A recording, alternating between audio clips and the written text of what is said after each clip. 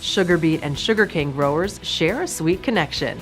So whether it come from sugarcane or sugar beets, sugar is sugar. And so, we deal with the Michigan sugar growers hand in hand on policy issues. Ingham County residents overwhelmingly support preserving farmland and open spaces.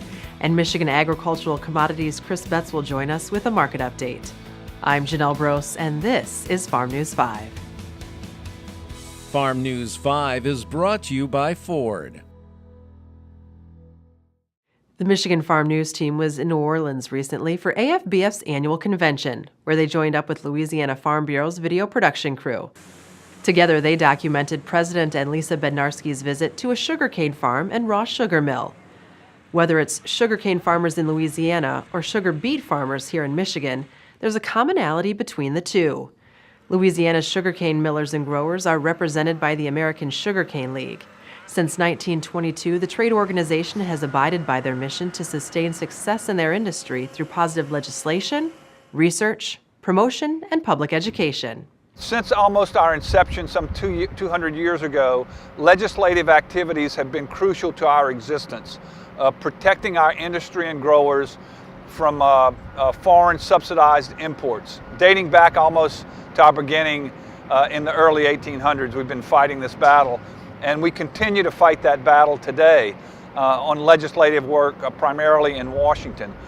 And of course, anytime you're in Washington doing legislative work, you've got to find other common interests to help you, and that certainly involves our friends in the beet growing areas. The sugar beet growers, sugarcane growers in America always come together in a unified front and approach our members and delegations and congressmen and administrators in Washington to make sure that our industry is sustained, both beet and cane farmers.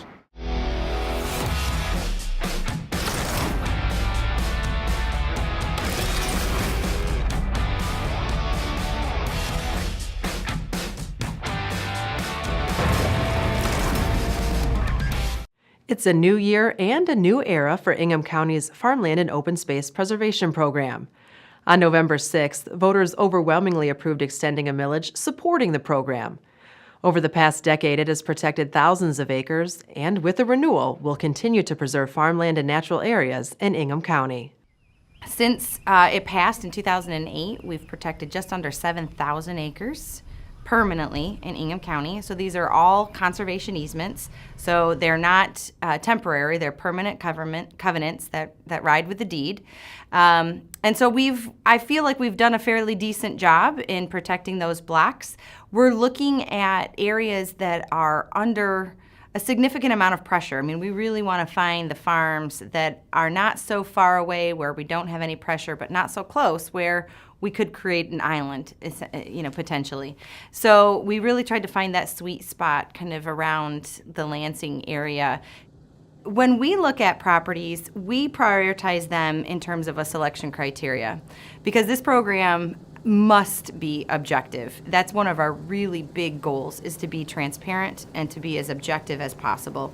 We really have tried to develop a system that looks at that sweet spot, really looking at where the most development pressure is and where we can make the most difference.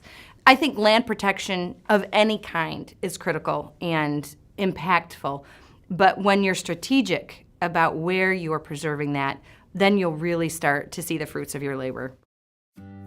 Planning for 2019 and beyond, Foster Swift's Ag Law team offers comprehensive legal counsel for farmers and businesses.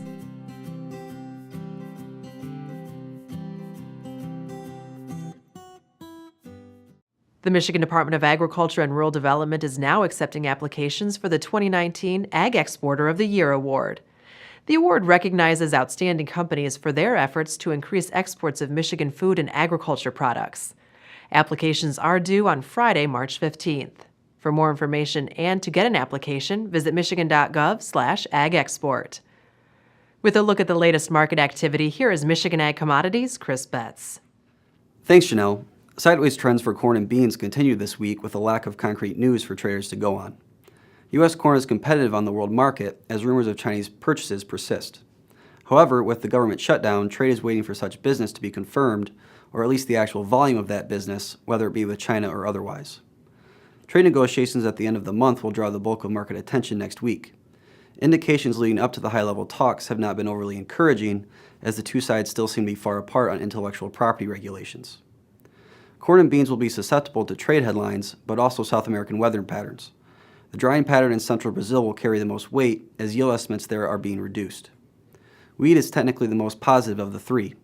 Fundamental support is coming from, again, rumors of Chinese purchases, as well as thought that Russia could limit exports soon. Russian wheat values have risen of late, suggesting diminishing supplies there. U.S. cold snaps will also lend support on the risk of winter kill to many unprotected areas. For more market information, go to michiag.com. With Michigan Agricultural Commodities, I'm Chris Betz. For more news and video, visit MichiganFarmNews.com and the Michigan Farm Bureau channel on YouTube. With Farm News 5, I'm Janelle Brose. Have a great week of farming.